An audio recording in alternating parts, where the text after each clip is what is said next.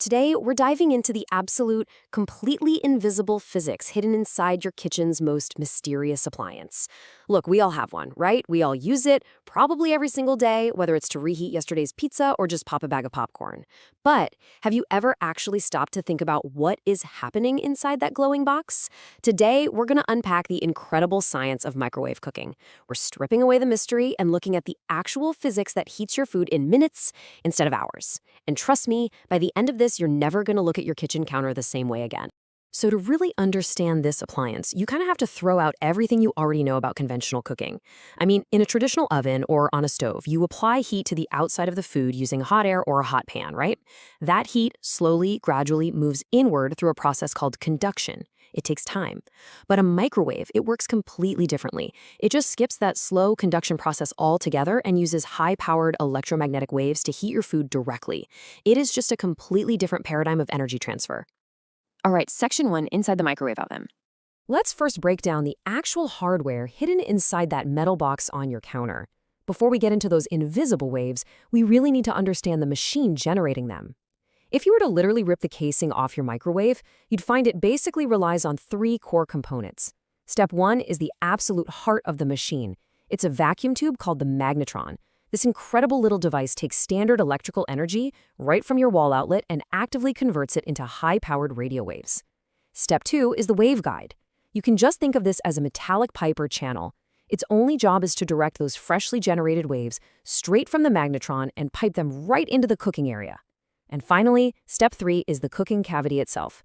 This is the sealed metal box you put your plate into, perfectly designed to trap those waves so they continuously bounce around and pass directly through your meal. Moving on to section 2, the physics of dielectric heating. Let's uncover what those invisible radio waves are actually doing on a microscopic level once they're bouncing around inside that cavity. The absolute secret to the speed of a microwave is dielectric heating. This isn't just, blasting hot air. It's a highly specific scientific process. Dielectric heating uses electromagnetic waves to specifically target certain types of molecules inside your dish.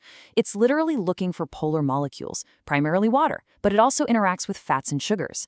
So when you put food in the microwave, you aren't really heating the food itself. You're specifically targeting the moisture trapped inside of it. Water is honestly the perfect target for this process because water molecules, H2O, are naturally polar. This means they have a distinct positive charge on one end, where the hydrogen atoms live, and a negative charge on the other end, near the oxygen atom. Because of this structural quirk, water molecules act exactly like microscopic bar magnets scattered evenly throughout your food. Now, just think about the sheer scale of this operation for a second. Remember that magnetron we talked about? Well, it emits these electromagnetic waves at a very specific frequency, 2.45 gigahertz. In physics terms, that means the electrical field inside your microwave isn't static. It is actively flipping its positive and negative alignment back and forth 2.45 billion times every single second. Seriously, just try to wrap your head around that scale for a moment. 2.45 billion times a second. So, what exactly happens when you combine billions of microscopic bar magnets with a magnetic field that's flipping 2.45 billion times a second? Total frantic chaos. When those waves hit your food, the polar water molecules continuously try to realign themselves with that rapidly shifting field. But because the field is flipping so incredibly fast, the water molecules can't just casually turn around. They twist, they rotate violently back and forth. As billions of these molecules frantically spin, they bump, they crash, and they rub into their neighbors. And just like vigorously rubbing your hands together on a freezing winter day, this intense microscopic friction generates rapid thermal energy. And boom, that is exactly how your food gets hot. Okay, section 3, busting the inside-out myth. So, the crucial point here is understanding how this incredible molecular friction translates to your actual meal, which brings us to the biggest kitchen myth of all time. You have likely been told, probably your whole life, that microwaves uniquely cook food from the inside out. Well, actually, scratch that. It isn't strictly true. The waves actually strike and heat the outer layers first and then move inward.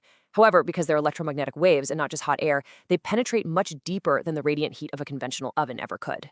So exactly how deep do they go? About 1 to 1.5 inches. Those intense 2.45 gigahertz radio waves can really only push their way about an inch and a half into most solid food items before their energy is just completely, fully absorbed by the water molecules. The outer 1.5 inches of your food are heated directly and rapidly by that violent vibrating water friction we just talked about. But what about the deep interior? If you're microwaving a really thick frozen burrito or a large, dense block of lasagna, those waves literally never reach the center. That deep interior core still totally relies on traditional, slow heat conduction, meaning it has to wait for the heat generated in the outer inch and a half to slowly bleed inward. This is exactly why the outside of your meal can be bubbling and burning your tongue, while the dead center remains a completely frozen block of ice. You heated the outside instantly, but you didn't give conduction enough time to heat the inside. Let's look at Section 4, why certain materials behave differently. Let's quickly transition from the food itself to the dishes you put it in, because the materials you choose to put inside that cavity matter just as much as the food. We've all experienced this, right? Have you ever pulled out a ceramic plate that was somehow way hotter than the soup it was actually holding? Or, perhaps more terrifyingly, accidentally left a fork on a plate or a piece of crinkled aluminum foil and suddenly witnessed a terrifying sparking light show in your kitchen? Let's break down the science of why materials react so drastically differently to the exact same waves. So, materials generally fall into 3 categories when they're hit by microwaves. First up, materials like glass, most ceramics, and microwave-safe plastics are essentially transparent to the waves. The 2.45 gigahertz waves pass right through them without interacting with their molecules at all, so the container actually stays cool unless, of course, the boiling hot food resting on it warms it up through physical contact. Second, as we know, water, sugars, and fats are highly absorbent. They soak up the wave's energy like a sponge and heat up incredibly fast. But then we have metals. Metals are reflective. They're incredibly dense conductors packed with free electrons. The waves can't penetrate metal. They just bounce right off.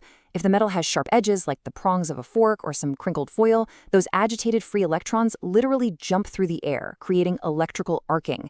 And yeah, that's the dangerous sparking that can easily start a fire. And finally, Section 5, why the turntable matters. For our final component today, let's look at the absolute simplest mechanical part of the entire machine, the rotating glass plate that sits at the bottom of the cavity. I mean, it seems almost too low-tech compared to magnetrons and billions of flipping molecules, right?